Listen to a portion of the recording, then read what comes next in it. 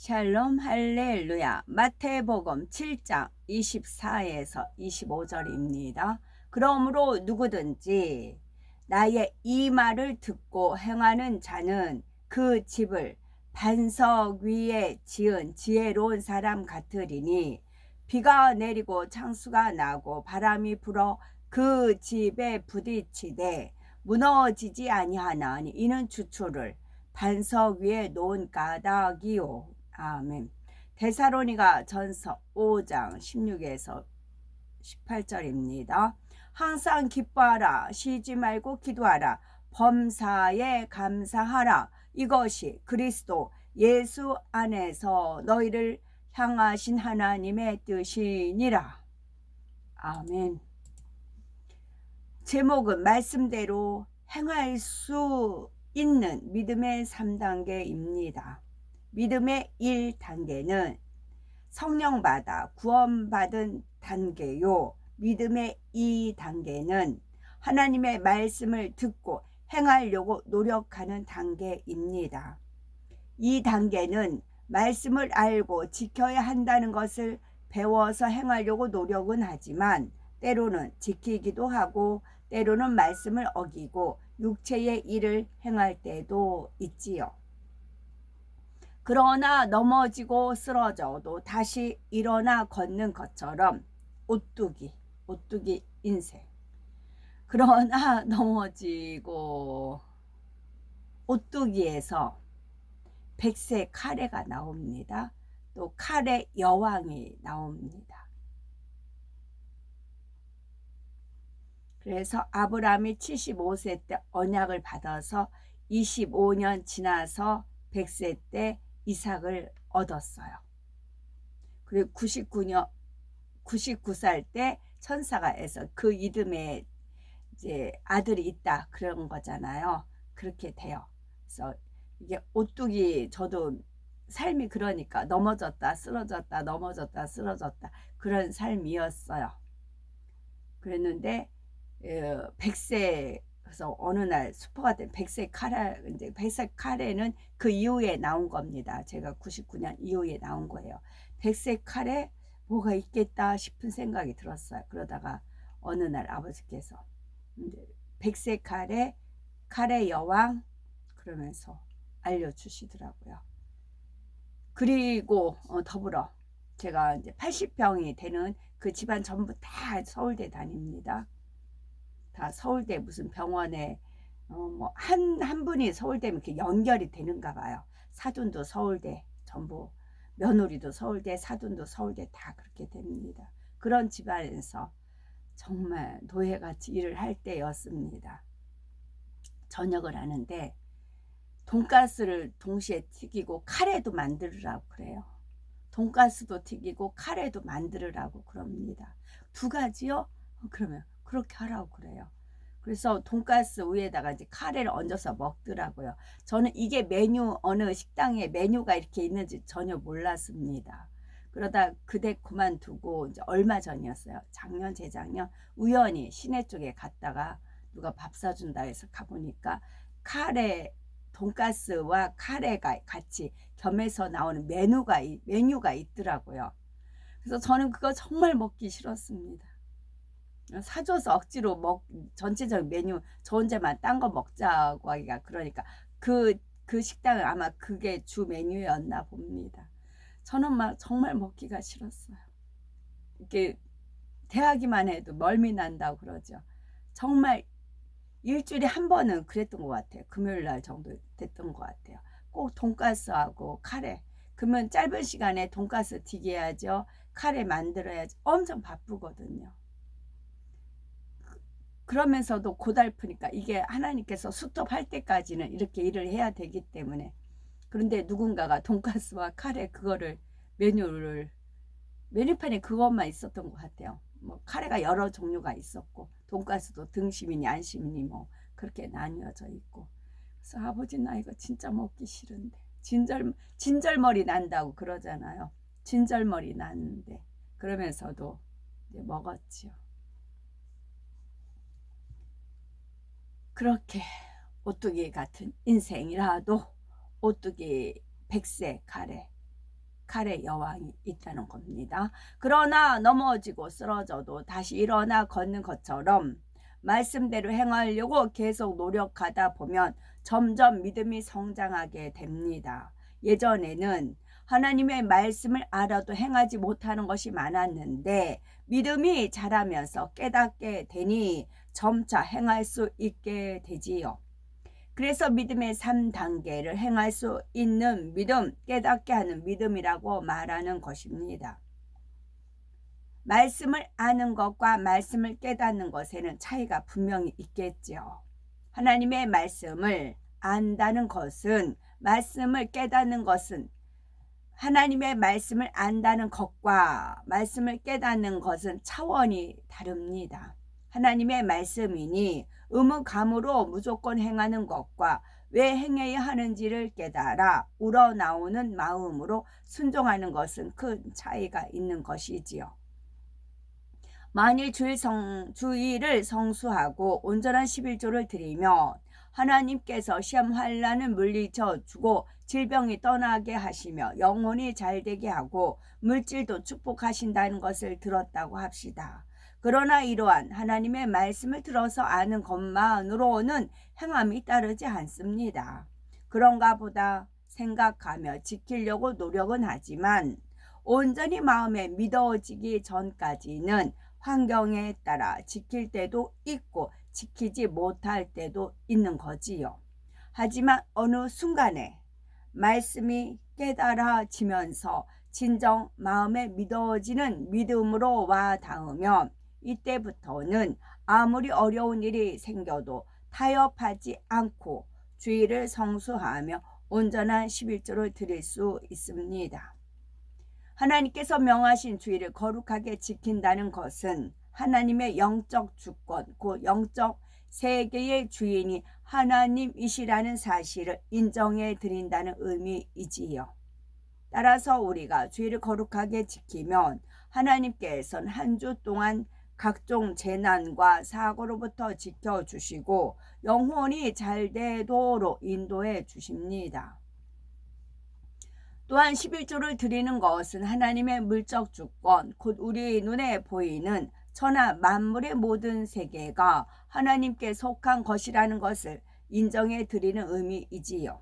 하나님께서는 천지 만물의 창조주시니 생명 자체가 하나님으로부터 온 것이요, 우리가 수고하고 노력할 수 있는 능력도 하나님께서 주신 것이니 결국 모든 것이 하나님의 것입니다.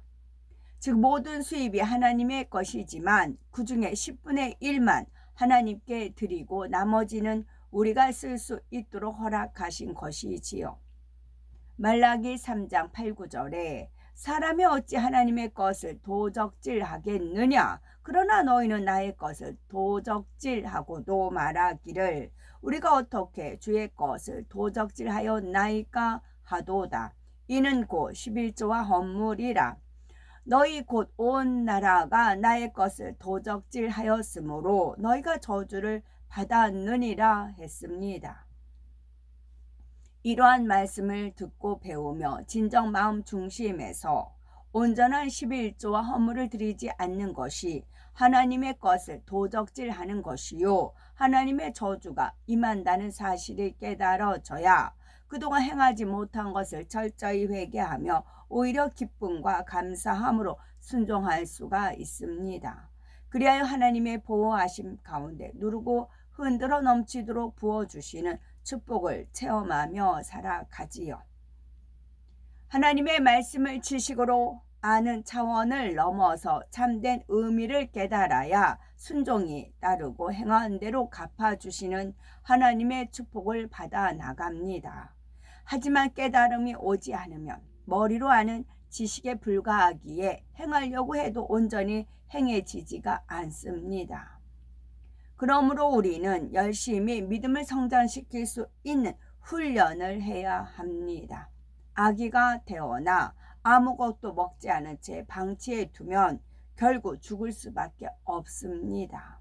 아기는 잘 먹고 손짓 발짓 하며 움직여야 하고 부모나 가족을 통해서 보고 듣고 배워야지요. 이러한 과정을 통해 지식이 쌓이고 지혜도 발달하며 건강하게 자라는 것입니다.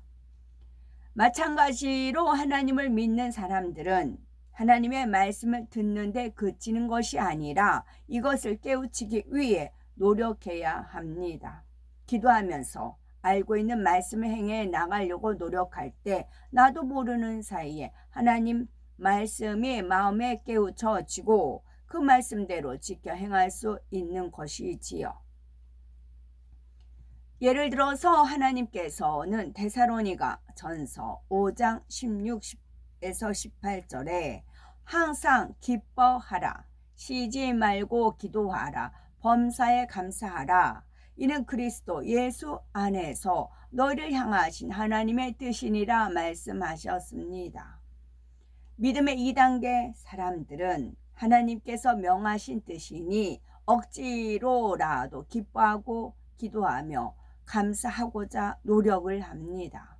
하지만 기쁘고 감사할 조건이나 환경이 되지 않으면 그렇게 하지 못하지요.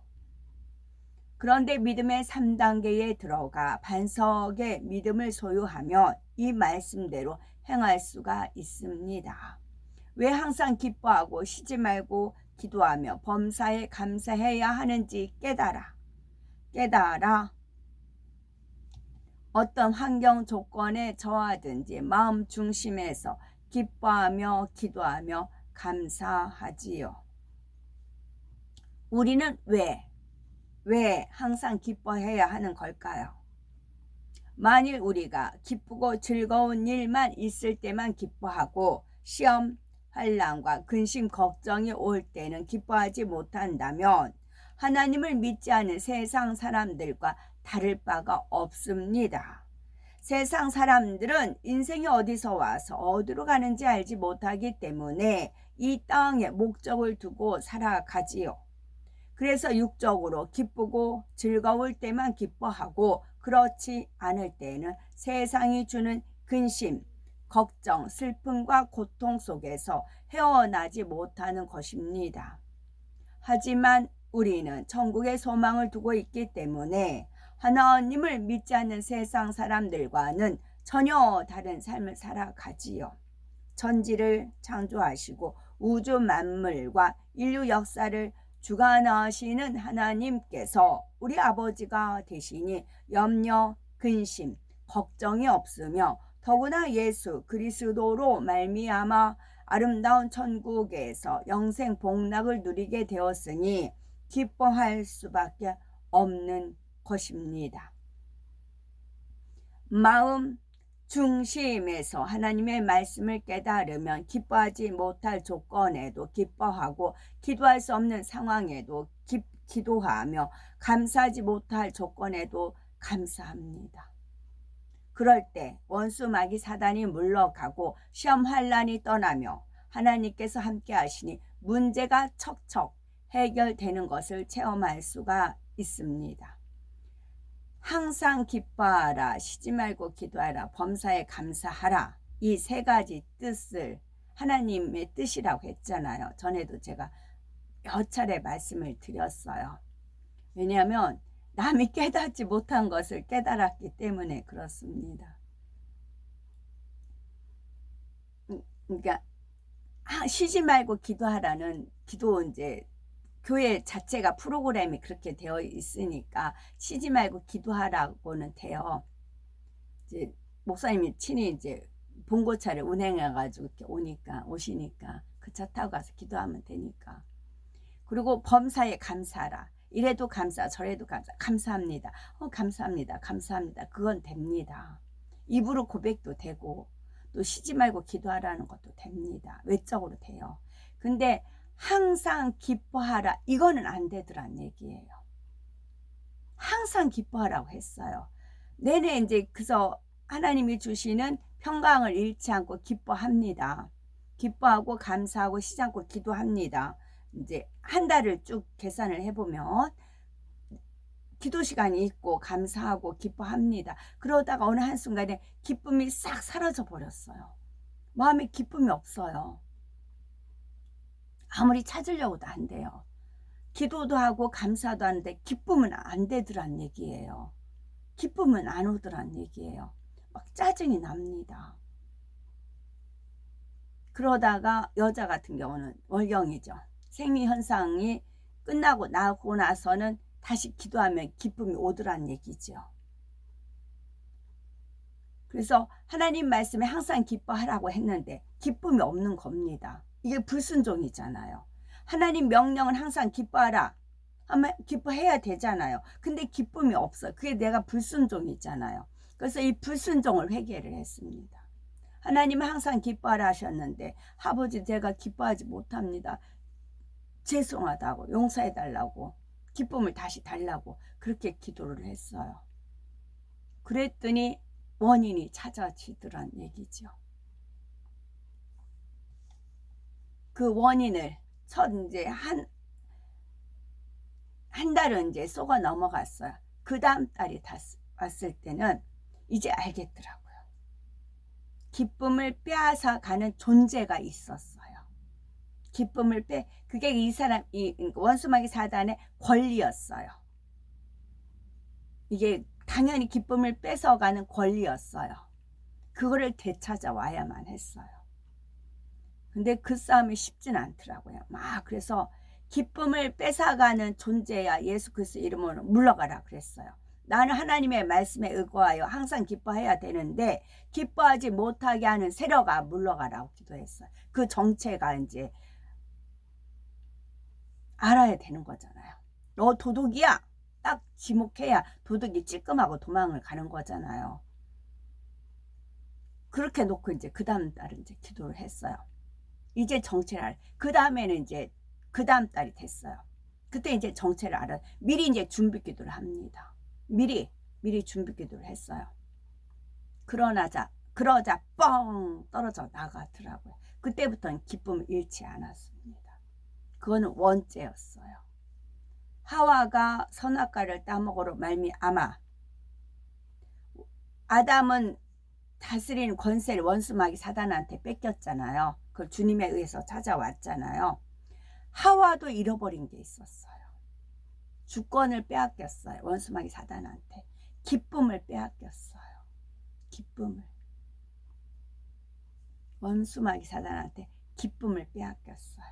그래서 그 기쁨을 찾아왔어요. 그랬을 때 하와의 그런 이제 선악과 따먹었던 그런 거, 그런 게 된 거죠. 그래서 이걸 이제 이치 깨달은 거를 헤브라님 오셨을 때 말씀을 드렸어요. 헤브라님 저 이런 일이 있었고요. 이렇게 했고요. 그랬더니 이제 여타 저타 말씀 안 하시고 가만히 듣고만 계시더라고요.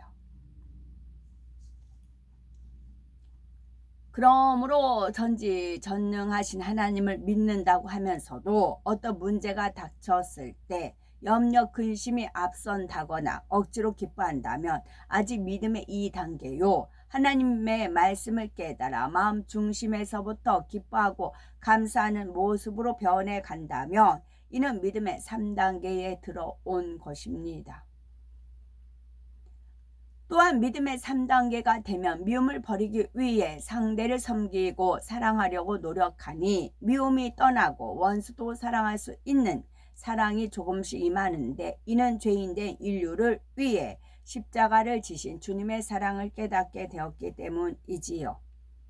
예수님께서는 오로지 선만 행하셨고 아무 잘못도 없으신 분이었는데 오히려 죄인들의 손에 의해 십자가에 못 박혀 고난과 멸시 천대를 당하셨습니다. 자기를 조롱하고 비웃는 무리를 미워하지 않으셨을 뿐만 아니라 오히려 그들을 용서해 달라고 기도하셨으며 생명을 주시는 큰 사랑을 베풀어 주셨지요.